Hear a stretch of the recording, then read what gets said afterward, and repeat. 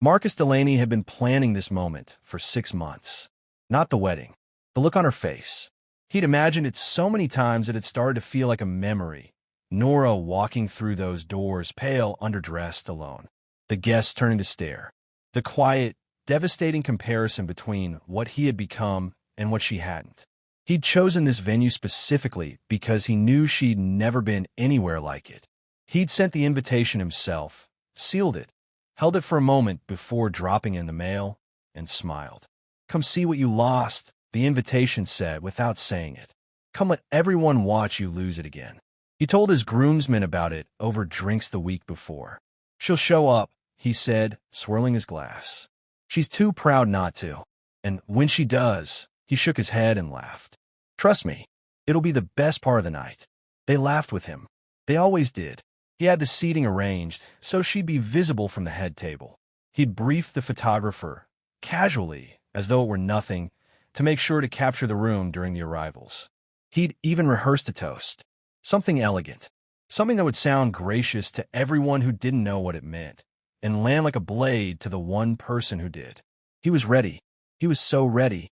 And then the doors opened, and every single thing he had planned dissolved. Because Nora Calloway didn't walk in looking like a woman who had lost. She walked in looking like a woman who had already decided that his opinion of her was the least interesting thing in the room. Emerald dress. Steady eyes. A man beside her whose name made two of Marcus's investors physically straighten. And behind her, tumbling off the back seat of a silver car with the cheerful chaos of children who have no idea they're making history, his sons. His sons, in her small jackets, on his gravel, at his wedding. The room didn't gasp all at once. It was worse than that. It went quiet in stages, like a wave moving backward. One table, then another, then the bar, then the dance floor, until the only sound was the string quartet, which finally, one by one, stopped playing. Marcus stood at the head table, his champagne flute in his hand, his smile frozen in a position it no longer meant. And Nora didn't look for him, didn't search the crowd, didn't do any of the things a woman is supposed to do when she walks into a room designed to humiliate her. She simply walked forward, like she owned the evening, like she'd always been going to. But to understand why that walk meant everything, you have to go back to where it started.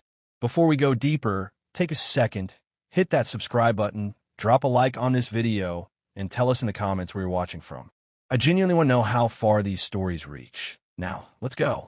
6 months earlier, a Tuesday night, she found it between a past-due electric bill and a coupon for baby formula. A cream envelope. Heavy paper. The kind of stationery that costs more per sheet than she spent on groceries for a week. No return address. Just her name, Nora Calloway. Written in gold ink, in a handwriting she recognized without wanting to. She stood at her kitchen counter in Cedar Falls, Ohio, still wearing the rubber gloves she used to clean the bathroom of the hotel on Meridian Avenue, where she worked the 5 a.m. shift. The gloves were cracked at the fingers. Her knuckles were raw. The twins were asleep in the next room. Finally, after an hour of rocking and whispering and pretending she wasn't holding herself together by something thinner than thread, she should have thrown it away. Instead, she opened it. "You are cordially invited to celebrate the wedding of Marcus Delaney and Isabel Fontaine. The Grand Calloway Estate, Ashford, Connecticut." Black tie. She read it twice. Then she set it down on the counter and didn't move for a long time. Marcus Delaney, the man who had once told her on a Tuesday night in their apartment, with the television on and his voice completely flat, that she had become an anchor around his neck, that he couldn't breathe, that he needed someone who matched his ambition. She had been 7 months pregnant at the time, with twins. She hadn't even finished crying before he was on the phone with his lawyer. The thing people don't understand about being discarded is that the cruelty doesn't always arrive with shouting. Sometimes it comes quietly, in the form of logistics. The way a man can sit across from you at a table, while strangers decide which furniture belongs to whom, and never once look you in the eye. The way a settlement offer arrives typed, clean, bureaucratic, as if everything you built together was just an accounting error being corrected. Marcus Delaney was precise like that. He didn't destroy Nora dramatically. He simply made her disappear from his life with the same efficiency he used to close business deals. Within 6 months of the divorce being finalized, he had relocated to Connecticut, started a consulting firm that was written about in Forbes, and begun appearing at charity galas on the arm of Isabel Fontaine, whose family owned half the coastal property between Ashford and Newport. Nora, meanwhile, had moved back to Cedar Falls, into a 2-bedroom apartment above a laundromat. With twin boys, she was raising alone, on a housekeeper's salary. She had told almost no one the truth about how she'd gotten here. Not the women she worked alongside at the Meridian Hotel. Not the pediatric nurse who asked gently at the twins' 18-month checkup if she had any support at home. Not even her mother, who called every Sunday and asked how she was doing and accepted every "I'm fine" without pressing, "I don't love too tender to survive" the real answer. The invitation sat on the counter all evening. Nora fed the boys. She bathed them. She read them a bored book about a bear who couldn't find his hat, making the same voices she always made, because children deserve consistency even when everything else is falling apart. She tucked them in. She stood in the doorway, watching them breathe in the soft blue dark. Then she went back to the kitchen and picked up the envelope again. She turned it over in her hands. Why we send this? She already knew the answer. She just didn't want to admit that she understood him that well. Marcus Delaney had not always been cruel. That was the thing that made it complicated. The thing that made survivors of men like him seem, to outsiders, like they should have seen it coming sooner. But cruelty rarely arrives on day one. It grows into the relationship slowly, like water into limestone, invisible until the damage is already done. When Nora met him, he was 31, recently promoted at a financial advisory firm in Columbus, and genuinely charming in the way that only certain men can be, the kind of charm that makes you feel specifically and precisely chosen. Like he'd seen every woman in the room and selected you.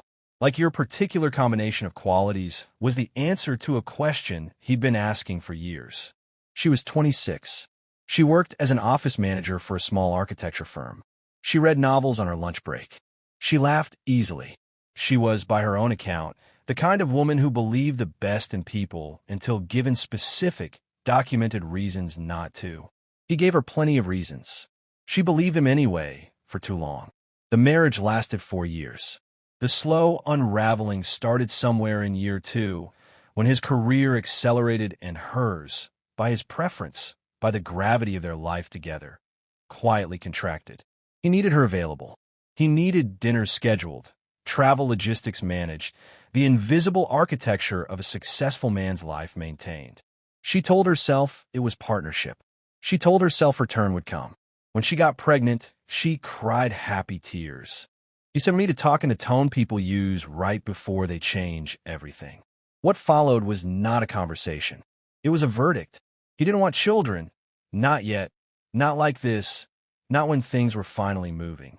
He said it without anger, which was somehow worse. And when she said she was keeping them, because by then they already knew it was 2, he nodded slowly, as if filing that information. 2 weeks later, he told her he'd been consulting a lawyer. I want to pause here, because I think you already know exactly what Marcus was hoping Nora would feel when she opened that invitation. And if that makes you uncomfortable, it should. Keep watching. She found out later, through a mutual friend who felt guilty enough to tell her, that Isabel Fontaine's family had social connections across 3 states. That Marcus had spent the last year cultivating those connections with the same methodical patience he applied to everything. And that the wedding had been planned with a specific guest list in mind. Everyone who mattered in the world Marcus was building himself into. He had sent the invitation to Nora for one reason. He wanted her in that room. He wanted to look across the crowd and see her, tired, underdressed, arriving alone, and feel confirmed, validated, elevated. He wanted the contrast, the living proof that he had ascended while she had not. She knew this because she knew him. She also knew that part of her, a part she was ashamed of, the part that still sometimes heard his voice in her head telling her she'd never keep up, was afraid he was right. She set the invitation on top of the refrigerator, where she couldn't see it without trying. It stayed there for 8 days. On a Thursday morning, Between the end of her hotel shift and the start of the twins' daycare pickup, Nora sat at a corner table in a coffee shop on Birch Street that she could not really afford. She ordered the smallest black coffee on the menu and nursed it for 40 minutes because she needed somewhere to sit that wasn't the apartment, and this was the only 40 minutes in the day that belonged entirely to no one but her. She was reading, or trying to. The words kept sliding off the page. "You're holding that book like it personally offended you." She looked up. The man at the adjacent table had a laptop open in front of him, but he wasn't looking at it. He was looking at her, not in the way that made her want to move her chair, in the way that meant he'd genuinely noticed something and couldn't quite help saying so. He was maybe 40, clean-shaven, dark circles under his eyes that she recognized from experience as the kind that don't come from a single bad night. He was dressed plainly, a gray pullover, dark jeans, but there was something about the way he held himself that suggested he was used to being in rooms where people noticed him. She softened her grip on the paperback. "Long week." "It's Thursday," he said. "Long week," she said again, which made him smile. His name was Daniel Holt. He told her this because she asked later, after they'd been talking for 20 minutes about a novel they'd both apparently read and both apparently felt complicated about. He was in Cedar Falls for 3 days, closing out an estate. His father had died in February. He hadn't been back since the funeral. "I'm sorry," she said, and meant it. He was a difficult man, Daniel said, in the careful way that meant that's the most honest thing I can say without getting into it. She understood that language fluently. They talked until she had to leave for the daycare pickup. He walked out with her. On the sidewalk, he said, "I hope the week gets less long." She laughed, genuinely, for the first time in a while. She didn't expect to think about him again. He was at the same table the next morning. She almost turned around when she saw him. Something protective in her chest said don't. She learned to distrust the feeling of being seen by someone who might actually be worth it. It required too much vulnerability she didn't have reserves for. But he'd already looked up. "I promise I'm not following you," he said. "This is genuinely the only coffee shop within walking distance of where I'm staying." She sat down. They talked for an hour. He told her about his father's house, the decades of accumulated silence inside it, the strange grief of losing someone you'd spent years being angry with. She told him almost nothing about herself.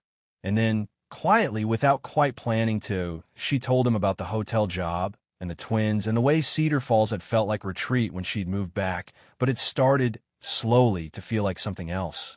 "Like home?" he asked. "Like ground," she said. "Something solid to push off from." He studied her for a moment. "You're building towards something." It wasn't a question. "I'm trying," she said. That evening, she climbed on a chair and took the wedding invitation down from the top of the refrigerator. She read it again. Something had shifted in her, though she couldn't have named it yet. She didn't go looking for a reason to attend. It found her. It arrived in the form of a phone call from her former sister-in-law, Claire Delaney, Marcus's younger sister, who had always been kind to Nora in a way that required a certain amount of quiet courage given her family loyalties. "He's telling people you're struggling," Claire said, without preamble. Not with concern, like it makes him look better. "He brings it up at dinner. He laughs about it." Nora held the phone very still. "He mentioned the invitation," Claire continued. "He said he sent it hoping you'd come. Nora, he wants everyone there to see you. He wants to use you." "I know," Nora said. A silence. "I don't know why I'm calling," Claire said. "Maybe because someone should tell you. Maybe because nobody deserves to be someone else's punchline." After the call ended, Nora sat on the floor of the hallway for a long time, her back against the wall, eyes on the ceiling. The twins were napping. The apartment was very quiet. She thought about the version of herself Marcus was describing at those dinners. Poor, overwhelmed, abandoned Nora. She thought about the way he laughed. She thought about how many people were nodding along, believing it, because the story fit the shape of something they'd already decided. Then she thought about what Daniel had said. "You're building towards something." She picked up her phone. She opened her text thread with Daniel and typed, "Is that offer to grab coffee tomorrow still open?" He answered in 4 minutes. "Yes." "Same place?" She looked at the invitation one more time. What would it mean, she thought, to walk into that room not as the story he's telling, but as the truth? I wonder if you've ever been in a situation where someone counted on you to stay small, and you had to decide whether to show up or stay invisible. Drop it in the comments, because this is what this moment in Nora's story is really about. She told Daniel everything the next morning. Not the careful, edited version. The whole thing. The marriage, the pregnancy, the way he'd left, the settlement that left her with almost nothing, the years since. She watched his face as she talked. He didn't offer pity, which she was grateful for. He didn't try to fix it. He just listened with the particular quality of attention that she associated with people who've known their own version of irreversible loss. When she finished, he was quiet for a moment. He invited you so he could feel bigger, Daniel said. Yes, and you're thinking about going anyway. I'm thinking about not letting him be the author of that story anymore. He nodded slowly. His jaw tightened slightly. You'd be walking into something designed to humiliate you. I know. Then don't walk in as someone who can be humiliated. She looked at him. I've been to 100 events like this, he said. I know the world your ex-husband is trying to climb into. I can make some calls. Not to rescue you. You don't need that. But if you're walking into that room, you should walk in as exactly what you are, not what he decided you became. She didn't answer right away. Outside the coffee shop window, a delivery truck moved slowly down Birch Street. A woman pushed a stroller past the glass. The ordinary world continuing. Why would you do that? She asked. He looked at his coffee, then at her. Because I watched my mother get erased by a man who thought she was decorative. And I spent 20 years wishing someone had done for her what I'm offering to do for you. Help even the room. Daniel Holt was, as it turned out, not simply a man closing his late father's estate in Cedar Falls. He was the founder of Holt Capital, a private equity group headquartered in Chicago that, according to the article Nora found on her phone at midnight, had made more than 12 strategic acquisitions in the past 4 years. His name appeared alongside the kinds of names that get buildings named after them. She texted him, "Why didn't you mention any of this?" He texted back, "It didn't come up. Does it change anything?" She stared at the screen. Then, "It changes how I understand why you could make those calls." He wrote back, "It doesn't change why I want to." She sat with that for a while. The next morning, he came to her apartment. He brought pastries and sat on the floor with the twins for 30 minutes while they used him as a climbing structure, completely unbothered. She watched this from the kitchen doorway. Something complicated moved through her chest. "I don't want to walk in on your arm as though I need you to validate me," she said, when the boys had been set up with blocks in the other room. "That's not what I'm suggesting," he said. "You walk in on your own terms. I'm there because I want to be there, not as a display. As a person, it'll still send a message. It'll send the truth, that you have a life, that you have people in it who see you clearly. That's not performance. That's just accurate."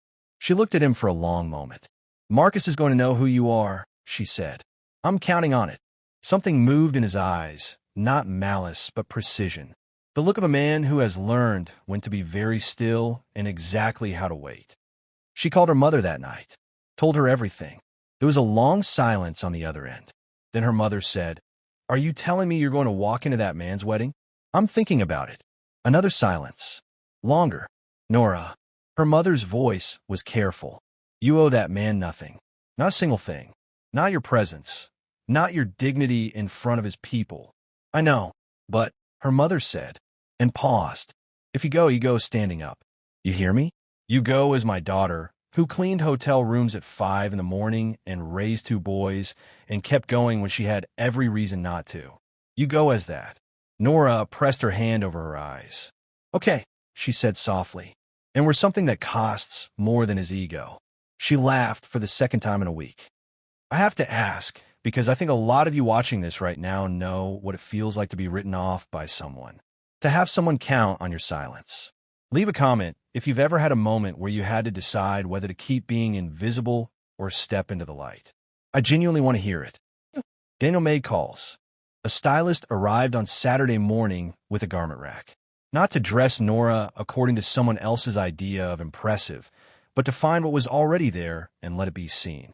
She wore deep emerald, not because it was dramatic, but because it was hers. Because she'd once told a passing stranger at a bus stop that she thought green was underrated, and the stranger had agreed, and she'd thought of it as a small private truth ever since. She looked at herself in the mirror for a long time. She thought about the woman who had stood in a lawyer's office 3 years ago and signed papers with shaking hands. About the woman who'd cried in hospital waiting rooms and eaten crackers for dinner and told her babies, each night, that everything was going to be okay. About whether she'd been lying to them or to herself, or whether she'd simply been right before she knew how she'd managed to make it true. She wasn't sure, but she looked at her reflection, and for the first time in years, she didn't look away first. The Calloway estate was everything Marcus needed it to be.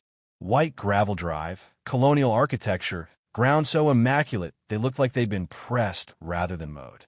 Valets in pale blazers. Guests arriving in cars that cost more than most people's houses. The kind of event where the floral arrangements have their own coordinator. Marcus Delaney stood at the entrance to the main hall, his tuxedo flawless, his posture the posture of a man who had been waiting for this specific night for years. Not the wedding itself. He was fond of Isabel in the way wealthy men are fond of women who make their lives more comfortable. But the moment of being seen in this place with these people as this person. He had made it, and everyone here was going to understand what that meant. Beside him, Isabel was radiant in a way that required significant infrastructure. She was 29, blonde, effortlessly poised, and, unlike the story Marcus told about her, neither vapid nor naive. She was simply strategic in a language that looked like grace. She had agreed to let Marcus invite his ex-wife to the wedding for her own reasons, which she had not shared with him. "She'll come," Isabel murmured to her cousin as they stood by the bar an hour in. "He's certain of it." "And what happens when she does?" her cousin asked. Isabel took a slow sip of champagne. "We'll see," she said. The evening unfolded. Guests circulated. The string quartet moved from Vivaldi to something modern. Waitstaff glided past with trays of things too elegant to have names that normal people knew. And Marcus moved through his own event with the satisfaction of a man watching a long investment finally pay. At 7:42 p.m., a silver car arrived at the end of the gravel drive. The first thing people noticed was not Nora. It was the car. A silver Bentley, the kind that doesn't announce itself and doesn't have to. It pulled up with quiet precision and stopped, and one of the valets moved forward and then stopped also, as if waiting to see what this was before deciding how to respond. The door opened. Daniel Holt stepped out. Two people near the entrance immediately recognized him, and their recognition was visible. The slight adjustment in posture, the fractional widening of the eye that happens when a room realigns around someone unexpected. One of them was a partner at the private equity firm where two of Marcus's major investors had placed their capital. He leaned down and offered his hand. Nora stepped out. She did not look like the woman Marcus had described at those dinners. She wore emerald. She wore the way she wore everything she truly believed in. Quietly, completely, without apology. Her posture was the posture of a woman who had carried enormous weight and learned, through necessity, how to make it look like dignity. Her eyes moved across the estate entrance with the particular calm of someone who has already accepted the worst and discovered it was survivable. She stood on the gravel and breathed the cool Connecticut air. And she thought, "I raised 2 children alone. I worked a 5 a.m. shift this week. I have been on this planet for 31 years, and I have never once been less than I appear." He does not get to decide what this moment means. Daniel touched her arm lightly, not to guide her, just to be there. She walked forward. Inside, she felt it before she saw it. The shift in the room, the ripple of attention moving from wherever it had been pooling to the entrance, where she stood. She heard, somewhere to her left, her name spoken in a voice too loud for discretion. She didn't look for Marcus. She looked at the room, the marble columns, the flowers, the candlelight, the 120 people who had been arranged here specifically to witness Marcus Delaney's arrival at the top. Then she looked at him because she'd always known exactly where he was in a room without meaning to. He was standing near the head table. His face was the face of a man whose plan has just revised itself without his permission. Whatever you're thinking about Marcus's face right now, I want you to hold it, because what happens next is not what you expect. Stay with it. Marcus moved toward her. She could see it, the calculation in his stride. He was recalibrating. He'd prepared for a version of this night that included Nora looking diminished, and now that reality wasn't cooperating, he was improvising. She recognized this. She'd watched him improvise for 4 years. Nora. His smile was a tool. I'm glad you came. Really? Marcus, she said. He glanced at Daniel, and something crossed his face. Not quite fear, but its first cousin. I don't believe we've met. Daniel Holt, Daniel said, extending his hand. He said it the way people say their own names when they know the other person already knows it. Pleasantly. Precisely. Marcus shook his hand and kept the smile on his face, but she could see the machinery working behind his eyes. Holt Capital. Chicago. The Meridian Group's anchor investor. Why is he here? With her. Why? I didn't know you two knew each other, Marcus said. We met recently, Nora said. Simple. Offer nothing more. Well, Marcus spread his hands in the gesture of a gracious host. I hope you enjoy the evening. I'm glad you could see all of this. He let those last words settle. A small private needle. She looked at him evenly. It's lovely, she said, and she let her eyes move on. What Marcus did not see, what he was constitutionally incapable of seeing, was that his own event had turned against him the moment Nora walked in. Not because she had done anything dramatic, because she hadn't, because the guests watching were people who read people the way other people read weather. They watched her enter without spectacle, and they watched Marcus approach her, and they watched the smile that didn't reach his eyes, and they understood, in the wordless social language that runs beneath every room like a current, that the story was more complicated than the version they'd been given. Two of Marcus's investors found reasons to introduce themselves to Daniel within the first 20 minutes. The conversations were friendly, casual, exploratory. Business was not mentioned directly. It didn't need to be. Isabel, for her part, had watched Nora from the moment she arrived. She crossed the room during the cocktail hour and extended her hand. You must be Nora. Nora shook it. I am. Congratulations. Isabel's eyes were intelligent and direct. She leaned slightly closer. I want you to know that the invitation was Marcus's idea, not mine. Nora studied her. I know. I'm also going to need to have a separate conversation with my new husband, Isabel said, in a tone that remained completely pleasant, about some things I overheard him say about his plans for this evening. But that's for later.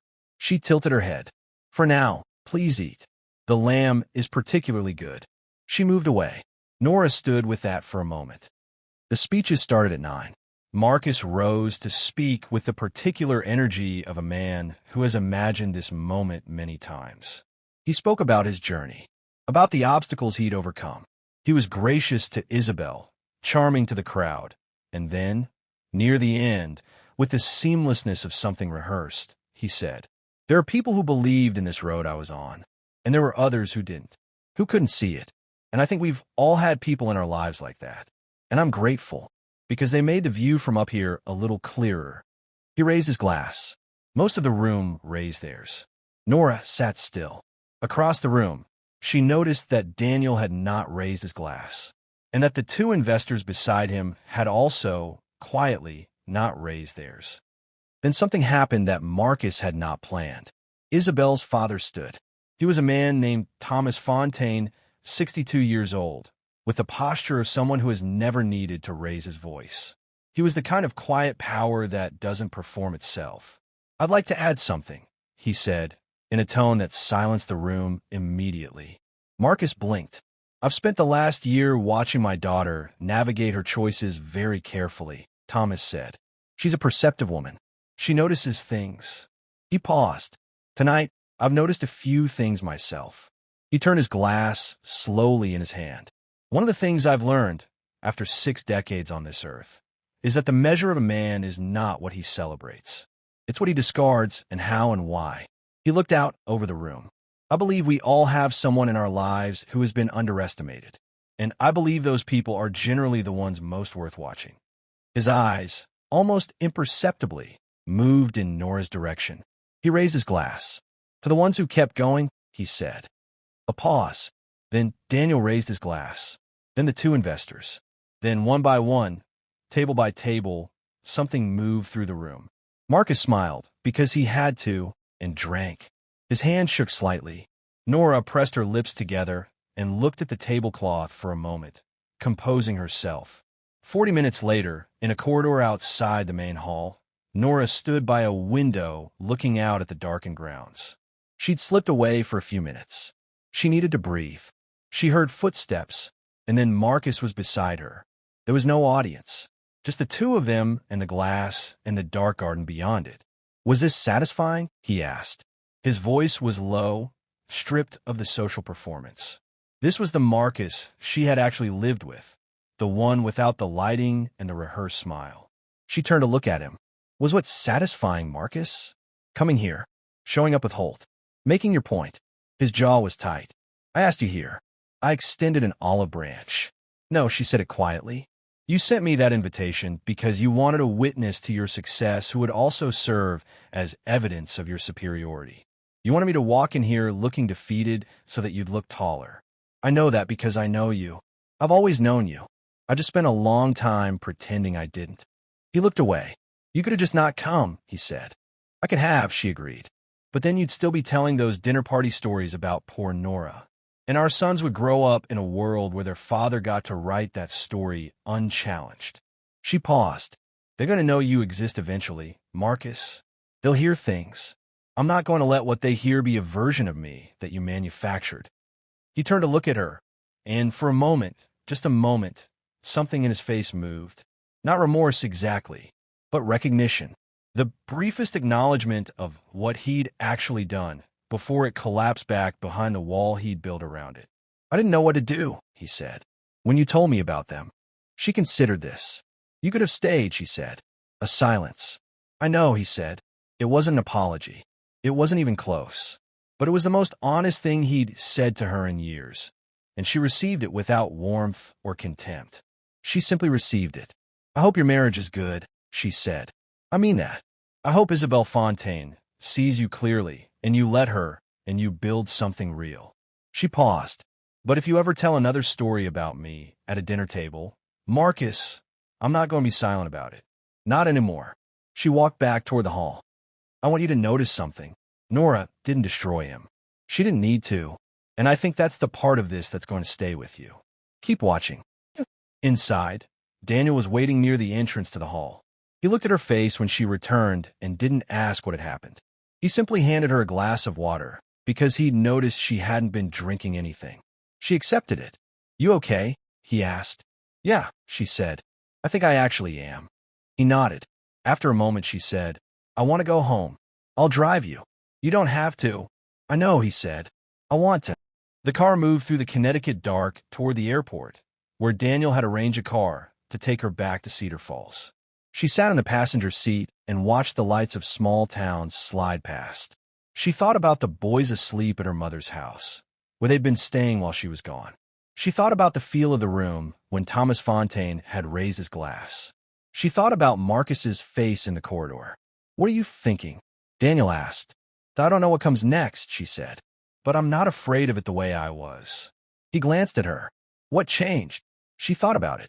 I think I stopped waiting for permission, she said, to take up space, to be a full-sized person in a room. She paused. I spent years making myself smaller because he told me I was too much. And then I spent 3 more years making myself smaller because I thought that was just what surviving looked like. And now I think surviving and living are different things, she said. And I've been doing the first one long enough. He drove for a while in silence.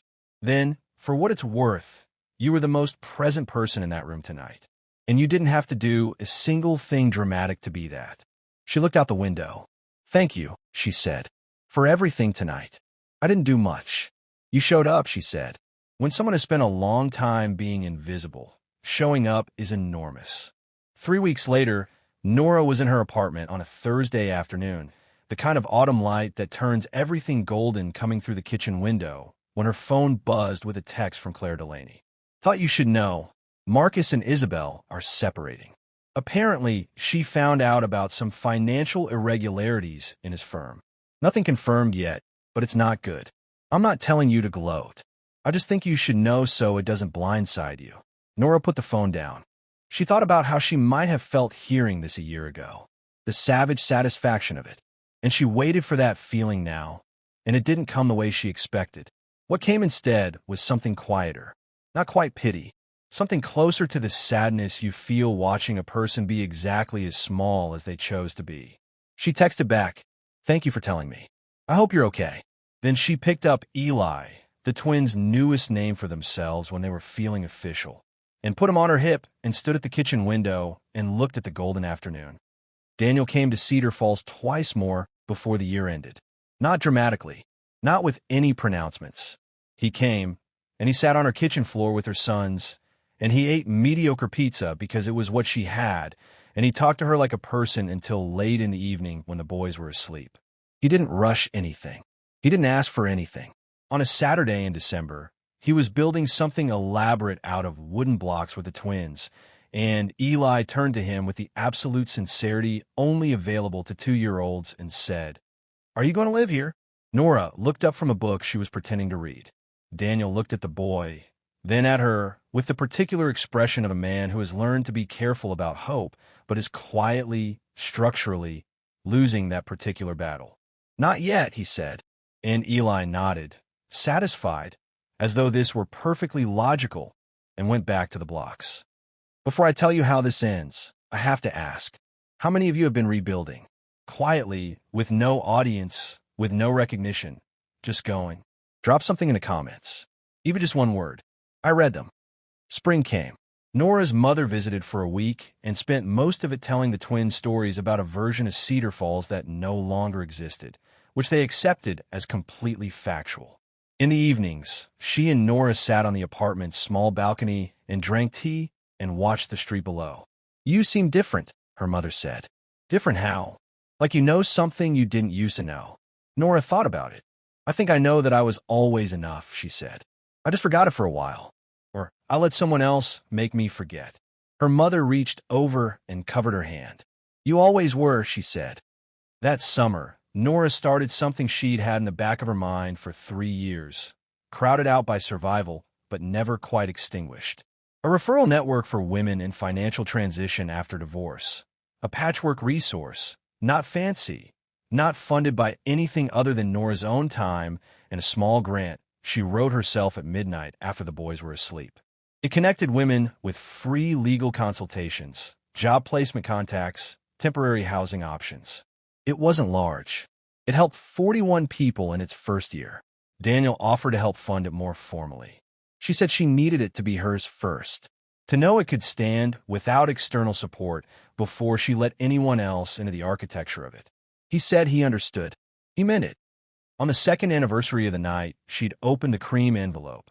Nora was standing in her kitchen, making lunches for the next day, when she felt, for the first time in as long as she could remember, completely ordinary in the best possible way.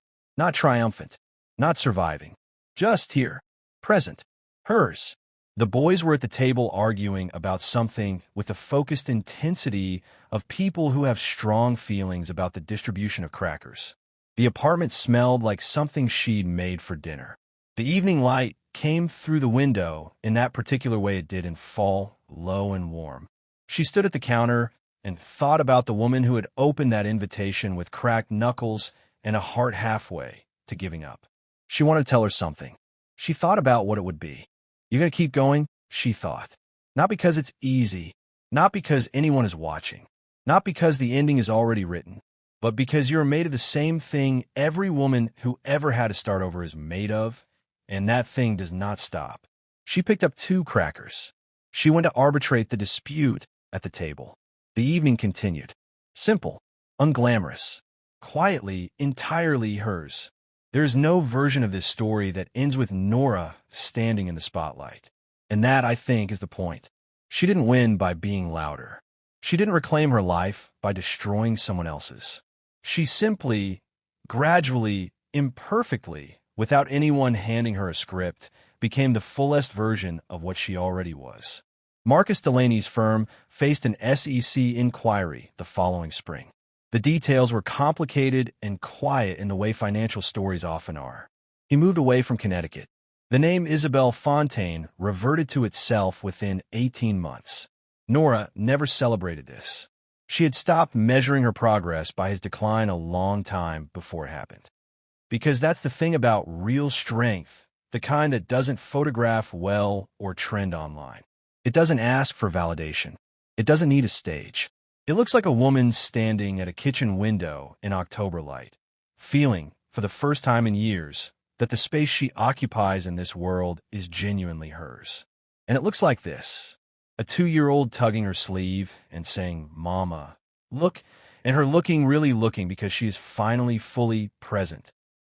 If this story stayed with you, tell me why in the comments. Not the version you think I want to hear.